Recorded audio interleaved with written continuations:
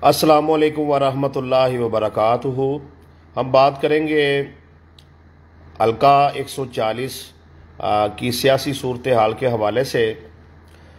देखिए, बात यह है कि अभी पाकिस्तान मुस्लिम लीग नून का जिस शख्स को टिकट दिया गया है, जिसका नाम मियां रऊफ़ है, वो इससे पहले जो है पिछले हलके में, फैज़पुर वाले हलके में MPA थे। तो बतौर MPA उन्होंने 5 साल में वहाँ पर क्या काम किए वो आवाम को बताएं। जहाँ तक मैं उनके गांव में गया हूँ, देखा है कि सारी सड़क टूटी हुई है, सेवरेज जो है वो उसका निज़ाम कोई अच्छा नहीं है, गटर उभर रहे हैं। तो उन्होंने तो अपने गांव में भी सेवरेज का निज़ाम जो है वो कोई दुरुस्त नहीं किया है। बाकी अगर उन्होंने 5 सालों में अपने इलाके में कोई बड़ा तरक्याती काम किया है जिस हल्के से वो आए हैं, तो वो हमें बताएं। और दूसरी बात यह है कि क्या उधर मसले मसाइल जो है वो उनके उस हल्के में ख़त्म हो गए हैं कि अब वो यहाँ पर आ गए हैं हमारे हल्के में। ठीक है जी। तो अभी हाल ही में जब ज़िमनी इलेक्शन हुआ है तो हाजी इफ्तिखार अहमद बंगू का जो मुकाबला था वो साहबजादा मियाँ अबू बकर साहब के साथ था। तो मियाँ अबू बकर साहब को शिकस्त देना, यहाँ पर इमरान खान का आके जलसा करना और पूरी PTI क़यादत का आना, मियाँ अबू बकर साहब का खुद कंपेन करना, दीगर उनकी पूरी टीम का कंपेन करना, इसके बावजूद भी जो है हाजी इफ्तिखार अहमद बंगू ने अगर मियाँ अबू बकर साहब को हराया है, तो इसमें एक बात क्लियर है कि जो जट बरादरी है इलाके की, और उसके अलावा बहुत सारे लोग जिनको मैंने कानों से सुना है, वो कहते हैं जी हाजी इफ्तिखार बुजुर्ग आदमी है जी, वो पुराना सियासतदान है, डेरेदार है, जिसके साथ खड़ा होता है फिर वो उसका पूरा साथ देता है। तो उनका जो है डेरा भी इधर है, तो इधर ही उन्होंने अपनी सियासत की है। तो एक बंदा फैज़पुर से इधर आ गया, पहले तो ये बताएंगे उधर 5 साल में इन्होंने क्या काम किए हैं। ठीक है जी। और दूसरी बात यह है कि राना तनवीर हुसैन वो खुद आए हुए हैं मुरीदके से, और अब उनको इस हल्के से, तहसील शरकपुर से कोई उम्मीदवार नहीं मिला कि वो इस आवाम को दें। और मियाँ अब्दुल रऊफ़ साहब जो है, माजरत के साथ उनकी तकरीरें आप सुने, उनमें कोई इल्मी गुफ्तगू नहीं होती है। ठीक है जी। बस इधर उधर की बातें और अजीबो गरीब मसाले देकर और अपने सियासी हरीफों को तनकीद का निशाना जो है वो बनाते रहते हैं। कभी उन्होंने ये नहीं बताया कि उन्होंने अपने हल्के में आवाम के लिए, सेहत के लिए क्या किया, तालीम के लिए क्या किया, रोज़गार के लिए क्या किया, सेवरेज का निज़ाम दुरुस्त किया, बिजली का निज़ाम दुरुस्त किया, गैस का निज़ाम दुरुस्त किया। कोई आवाम के अगर काम किए हैं तो मियाँ अब्दुल रऊफ़ साहब वो बताएं। ठीक है जी। और बात यह है कि मियाँ जलील अहमद शरकपुरी साहब, आप उनकी सियासत से 1 लाख इख्तलाफ कर सकते हैं, लेकिन वो एक बारेश इंसान है। तो उनके सर पर जो है वो लोटा रखना, ये मियाँ रऊफ़ साहब का जो है वो काम है। तो मैं समझता हूँ कि ये बड़ी घटिया हरकत जो है वो इनकी तरफ से की गई थी, और इन्होंने आज तक जो है अपने इस अमल की ना तो सोशल मीडिया पर आकर माफ़ी मांगी है, और ना ही कोई ऐसी खबर है कि इन्होंने मियाँ साहब से भी जो है वो माफ़ी मांग ली हो। ठीक है ना जी। तो जो नून लीग के लोग हैं वो थोड़ा सा होश के नाखुन लें। अब आप देखें कि राना तनवीर हुसैन के नीचे कभी रौजा ज़ेब कभी आता है, वो गलत है। अली असगर मंडा आता है, वो गलत है। उसके बाद जी मियाँ जलील आता है, वो गलत है। मियाँ सईद आता है, वो गलत है। ठीक है जी। हाजी इफ्तिखार आए हैं, वो गलत है। जो बंदा नीचे MPA आता है वो सारे गलत है। ये अकेला ही जो है, ये राणा साहब सिर्फ यही ठीक है। थोड़ा सा सोचना होगा कि ये अवाम को बेवकूफ़ समझते हैं, पागल समझते हैं। ठीक है जी। अभी हाजी इफ्तिखार ने इलेक्शन लड़ा है, उनका करोड़ों रुपया का खर्च हुआ है, उन्होंने टाइम दिया है, तो अभी फौरी तौर पर जो है उनको नज़रअंदाज कर दिया। ठीक है जी। और मैं समझता हूँ कि मियाँ अब्दुल रऊफ़ से 1000 गुना बेहतर जो है वो उम्मीदवार हैं चौधरी समीउल्लाह बूखा साहब। उनके डेरे पर इंसाफ मिलता है, लोगों से मोहब्बत करते हैं, मेहमान नवाज हैं, फैसला साज हैं, लोगों की खुशी में शामिल होते हैं, गमी में शामिल होते हैं, लोगों से मोहब्बत करते हैं, अपने पराये की उन्हें पहचान है। और ना सिर्फ कि उनको नून लीग के लोग वोट देते, बल्कि दीगर जमातों के भी बहुत सारे लोग जो हैं उनको उनसे चाहने वाले हैं, उनसे मोहब्बत करने वाले हैं, उनका साथ देने वाले हैं। अब मसला क्या है, चौधरी समीउल्लाह बूका हो या हाजी इफ्तिखार अहमद बंगू हो, मसला एक है कि वो मियाँ अब्दुल रऊफ़ की तरह पीछे जो है हाथ बांध के खड़े नहीं हो सकते। इनको सिर्फ राणा साहब को जी हजूरी करने वाले बंदे चाहिए, और उन्हें अपने दामाद की सियासत की भी फिक्र लगी है कि इसका मुस्तकबल जो है वो कैसे सेव करना है। ठीक है ना जी। तो मकसद ये है कि इस हल्के को अपनी मर्जी से चलाना है, बस आवाम की राय की कोई अहमियत नहीं है। जो साथ में एमपीए के उम्मीदवार आते हैं उनकी भी कोई अहमियत नहीं है। जब चाहा जिसे चाहा उठा के बाहर फेंक दिया, नया उम्मीदवार ले आए। ठीक है, अब वो वक्त नहीं है। आवाम सोचे, थोड़ी सी गौर करे। ये जट बरादरी जो है, कुग हैं, राजपूत हैं ये, और इलाके के जो शहर के शेख बरादरी है, ये सारे गौर करें कि भाई अब हम में कोई एक भी बंदा ऐसा नहीं है जो उसके सर पर जो है वो इस हल्के की टिकट की दस्तार बांधी जाए। ठीक है ना जी।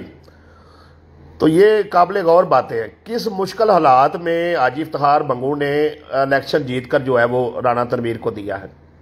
और माजरत के साथ अगर ये चौधरी समीउल्लाह बुका साहब साथ ना देते तो ये फिर भी ये कामयाब नहीं होना था इन्होंने। ठीक है ना जी। तो दोनों ही मौसन है राणा तनवीर पर, दोनों लोगों का एहसान है, हाजी इफ्तिखार अहमद बंगू का भी और अपना चौधरी समीउल्लाह बुका का भी। इन्होंने मिलकर ज़मीनी इलेक्शन जितवाया तो इनकी जो है राणा तनवीर की साख बच गई। अब बाद लोग कहेंगे जी टिकट दिया था अपना राणा तनवीर हुसैन ने तो फिर ही हाजी इफ्तिखार अहमद बंगू जीते। भाई टिकट दिया था तो फिर हाजी इफ्तिखार अहमद बंगू जो जीते, ऐसे थोड़ा टिकट दे दिया था। सारी ज़रब तकसीम देकर टिकट दिया था कि ये पुराने सियासतदान हैं और ये पहले भी मियाँ साहबान जो हैं उनके खिलाफ इलेक्शन लड़ चुके हैं, तो ये मुकाबले की जो है ना पोजीशन में है, ये इलेक्शन सही तरीके से जो है वो लड़ेंगे। तो अब लोग सोचें और थोड़ा गौर करें। ठीक है ना जी। तो मैं ये समझता हूँ कि हाजी इफ्तिखार अहमद बंगू को इस मामले पर स्टैंड लेना चाहिए, एक बड़ा कट करना चाहिए। और किसी सूरत भी जो है, देखिए मैं ये नहीं कहता कि वो पीटीआई की सपोर्ट कर दे, फलां जमात की, जिसकी मर्जी करे वो आज़ाद है, हम नहीं उन्हें कहते, लेकिन कम अज़ कम अब उनको ये गुलामी की जंजीर तोड़नी चाहिए और राणा तनवीर को और उसके मुकर्रर करदा बंदे को एक वोट नहीं दिलवाना चाहिए। कम अज़ कम उनको ये एहसास हो कि भाई बगैर किसी वजह के, बगैर कोई, अब कहते हैं जी अब जो मुख्तलिफ जो है ना वो बातें निकाल रहे हैं हाजी इफ्तिखार अहमद बंगू के खिलाफ भी, ये है वो है। जब उनको पहले टिकट दे रहे थे तब ये बातों का नहीं पता था, आज कोई नई बात उनके खिलाफ आ गई है। तो वैसे भी हाजी इफ्तिखार अहमद बंगू जब पहले वो सियासत करते थे तो उन्होंने बहुत सारे शहरी जो हैं, उनको इलाके के लोग हैं, उनको नौकरियां लगवाया हुआ है, बहुत सारे देहातों को जाने वाली सड़कें बनाई हुई हैं, स्कूल बनवाए हुए हैं, डेरे पर आने वाले लोगों के काम किए हुए हैं, मेहमान नवाज भी हैं। और सबसे बड़ी बात यह है कि हमारे हल्के के हैं, ये उनका डेरा है। मैं अभी घर से निकलूं तो 2 मिनट में जा सकता हूं। ठीक है ना जी। अब मैं कहाँ फैजपुर जाऊं और आऊं जी। ठीक है जी। तो ये बात है, हम एज ए शहरी जो है मैं ये बात कर रहा हूं कि मियाँ अब्दुल रऊफ को बिल्कुल वोट नहीं देना चाहिए और इनको जो है बिल्कुल इग्नोर मारे। बाकी आप अपनी मर्जी करें, हम जोर नहीं देते कि फलां को दे फलां को दे, लेकिन ये क्या तरीका है भाई। अब हर बार जो है आप बिला वजह ही अपना नीचे से एमपी ये बदल देते हैं और अवाम को जो है वो समझा हुआ है कि ये बिल्कुल ज़हनी गुलाम है, जो हम करें बस आमीन कर दे। ठीक है जी। तो अब इलाके के तमाम लोगों को चाहिए कि वो इकट्ठे हों और ये 7 मरतबा इन्होंने, मतलब हमेशा जो है वो ज़िमनी इलेक्शन हो या बल्दियाती इलेक्शन हो, जो भी हो, हर बार ये अपने साथियों को धोखा देकर नई टीम बना लेते हैं। तो इन अवाम को भी सोचना चाहिए, इस पर गौर व फिक्र करना चाहिए। ठीक है जी।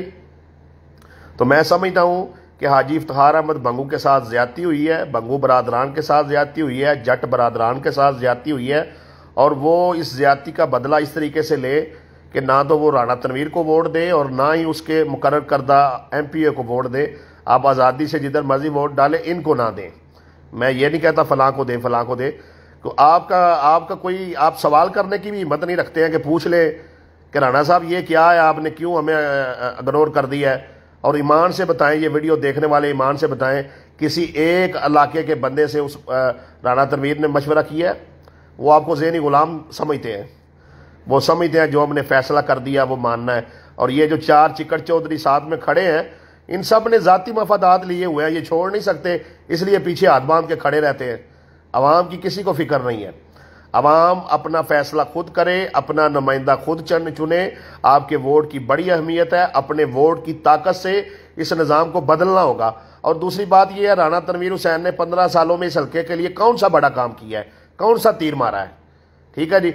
हर काम, हर जो इनके पास बड़ा फंड आता है वो उधर मुरीदके में ले जाते हैं, जहां इनका घर है वहां पर सारे फंड लगा रहे हैं। तो अवाम होश के नाखुन लें, सारा गौर व फिक्र करें, ज़रब तकसीम दें और देखें। और हाजी इफ्तिखार अहमद बगू के साथ 100% ज़्यादती है और चौधरी समीउल्लाह बुका साहब के भी साथ 100% ज़्यादती है। एक बंदा अपने हल्के में उसने कुछ किया नहीं है, अब उनको हम पर मुसल्लत किया जा रहा है। याद रखना, ना ये आपका कोई गैस का काम कर सकेंगे मियाँ अब्दुल रऊफ साहब, ये मेरे हल्के की अवाम आज की ये बातें नोट कर लें। ना ये कुछ सेवरेज का कर सकेंगे, ना कुछ तलीम का, ना सेहत का, ना रोज़गार का, ये कहीं पर आपका कोई काम भी नहीं कर सकते। ठीक है जी। इन्होंने तो थाने में भी कोई काम लेना हो तो ये पहले राणा तनवीर साहब से पूछेंगे तो आपका काम करेंगे, अपनी मर्जी से ये कुछ नहीं कर सकते। मादरत के साथ इंतहाई कमज़ोर तरीन जो है वो बंदा नुमाइंदगी के लिए पाकिस्तान मुस्लिम लीग नून पीपी 140 में दे रही है, ना वो कोई फैसले कर सकते हैं। ठीक है जी। बस बिल्कुल पीछे हाथ बांध के खड़े हो गए। 4 तारीफें राणा तनवीर साहब की और 4 जो है वो उनके दामाद की और 4 नारे जो है वो शेर के मारे, और बस इस पे वोट लेना है। भाई आवाम के मसाइल की भी कोई बात करें ना। आप अब तकरीरें कर रहे हैं, आवाम को बताएं कि पिछले हल्के में आप सारे मसाइल हल कर रहे हैं, तो अब आपने महसूस किया कि अब आप अगले हल्के में आ गए हैं। ठीक है जी। तो पिछले हल्के वाले भी बताएं कि उधर इन्होंने क्या तरक्याती काम किए हैं, मुझे तो कोई नज़र नहीं आ रहा। और ये इस हल्के की लोग भी सोच समझ के वोट दें। हर आने वाले बंदे का जो है ना हाथ बांध के इस्तकबाल ना गुलामों की तरह शुरू कर दिया करें।